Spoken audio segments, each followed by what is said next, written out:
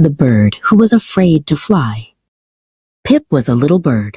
He lived in a nest at the top of a tall tree. The sun was warm and the sky was blue, but Pip was afraid. He did not want to fly.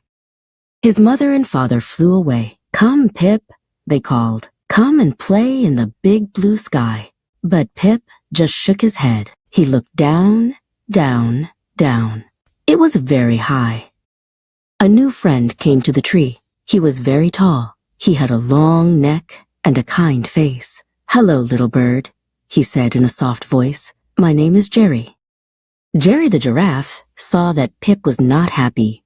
"Why are you so sad on this fine day?" he asked. "I am afraid to fly," said Pip in a small voice.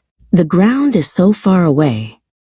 "I have an idea," said Gerry. "You can practice with me. The sky is not so far from my back. It will be a short trip up and a soft place to land if you must come down."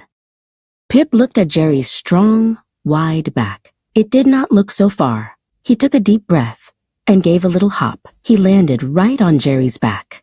It was soft. "See?" said Gerry. "You can do it." He began to walk around the green field. Pip held on tight. He could see the world from a new place. He saw a red flower and a busy ant.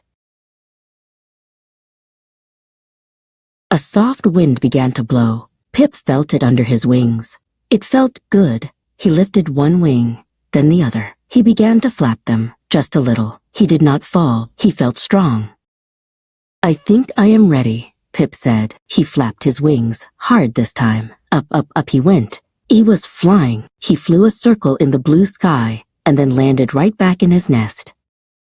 When his family came home, Pip flew out to meet them. "I can fly," he sang. His mother was so happy. That night, Pip sang a happy song as the sun went down. He was not afraid anymore.